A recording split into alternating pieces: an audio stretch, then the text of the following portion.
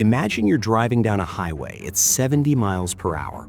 Your eyes are scanning the road, your brain is processing hundreds of signals every single second, and somehow you're doing all of this without even thinking about it.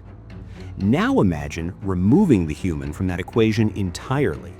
No eyes, no brain, no instincts. Just a machine doing everything you just did, but faster and more accurately. That's what a self-driving car has to pull off every single moment it's on the road. And today, we're going to break down exactly how it does that.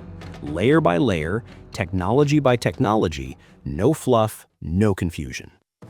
Let's start with the most important question. What does a self-driving car actually see? Because here's the thing, it doesn't see like you do. It doesn't have eyes. What it has is something far more powerful. It has multiple sensing systems working together at the same time, building a complete picture of the world around it, 360 degrees in real time. The first tool is called LiDAR. Think of it like this. Imagine standing in a completely dark room and you shoot a laser beam in every direction. When that laser hits a wall, a chair, or a person, it bounces back to you. By measuring how long it took to come back, you know exactly how far away that object is. That's LiDAR. Self-driving cars shoot millions of these laser pulses every single second, and from those pulses, they build a detailed 3D map of everything around them. Every car, every pedestrian, every trash can on the sidewalk, all of it mapped out in 3 dimensions in real time. It's honestly one of the coolest pieces of technology on the planet right now. But LiDAR alone isn't enough, and this is where it gets really interesting. Cameras are the second layer, and not just one camera. We're talking about 8 to 12 cameras placed all around the vehicle. These cameras handle what LiDAR can't. They read traffic signs, they detect traffic lights, they recognize lane markings, they understand colors, which is something LiDAR completely misses. A red light and a green light look identical to a laser, but a camera knows the difference instantly. Here's the thing though, cameras struggle in bad weather. Heavy rain, fog, direct sunlight, all of that messes with image quality. So what fills that gap? Radar. Radar has been in cars for years already. It's what powers your adaptive cruise control right now. But in self-driving cars, it's taken to a whole new level. Radar sends out radio waves and measures how they bounce back. It works perfectly in rain, snow, fog, and darkness. It's not as precise as LiDAR when it comes to building detailed maps, but for detecting the speed and distance of objects, especially fast-moving ones, radar is incredibly reliable. It's the backup system that never fails. Now here's where most people's minds get blown. All of these sensors, LiDAR, cameras, radar, they're generating an absolutely insane amount of data. Every single second, a self-driving car is processing more data than most computers handle in an entire day. So how does the car make sense of all of it? This is where artificial intelligence steps in. Specifically, something called a neural network. You can think of a neural network like a brain that has been trained by watching millions of hours of real driving footage. It has seen every possible scenario. A kid running into the street, a car cutting across 3 lanes, a construction zone with no clear lane markings.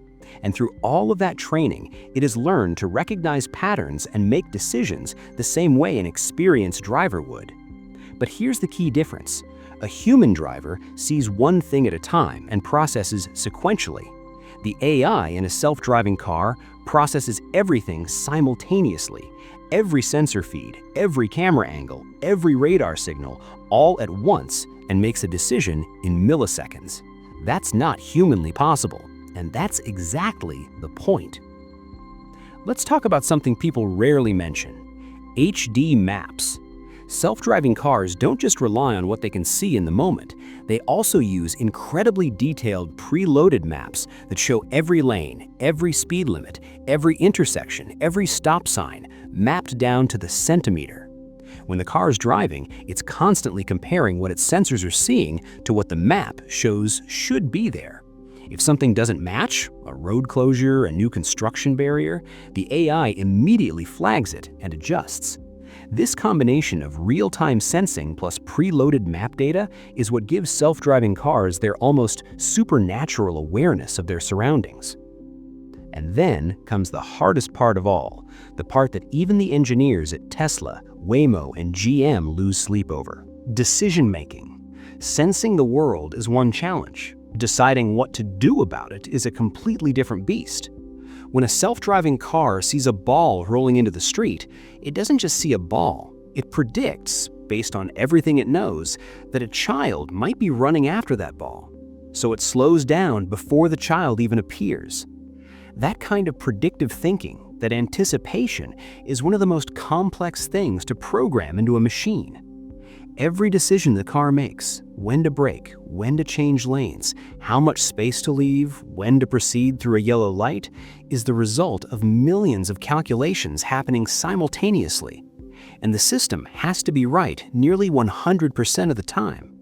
Because unlike a Google search that gives you the wrong answer and you just search again, a wrong decision at 65 miles per hour has consequences that can't be undone. Now here's something that separates the leaders from everyone else. Tesla uses a camera-only approach, betting that cameras plus AI is powerful enough on its own, no LiDAR needed. Waymo, on the other hand, stacks every sensor available: LiDAR, cameras, radar, all working together. Both approaches have passionate defenders, and honestly, the debate is still very much alive in 2024 and going into 2025. What both agree on is this: the more miles these cars drive, the smarter they get. Every trip, every near miss, every weird road situation gets fed back into the system, improving the AI for every car in the fleet simultaneously. It's a learning system that never stops learning. So where does all of this leave us right now? Waymo is already operating fully driverless robotaxi services in San Francisco and Phoenix. No safety driver, no steering wheel hand, just passengers and a car that sees the world better than most humans do. Tesla's full self-driving is improving with every software update, handling more complex situations than ever before. And nearly every major automaker, Ford, GM, Mercedes, BMW, are pouring billions into making this technology mainstream. The road to full autonomy isn't perfectly smooth. There are regulatory hurdles, ethical questions, and edge cases that still challenge even the best systems. But the direction is clear. The technology is real, and the cars that see the world, not with eyes, but with lasers, radio waves, cameras, and artificial intelligence, they're already out there on real roads right now. Next time you see one of those cars with the weird spinning thing on top, you'll know exactly what it's doing. It's not just driving, it's reading the world.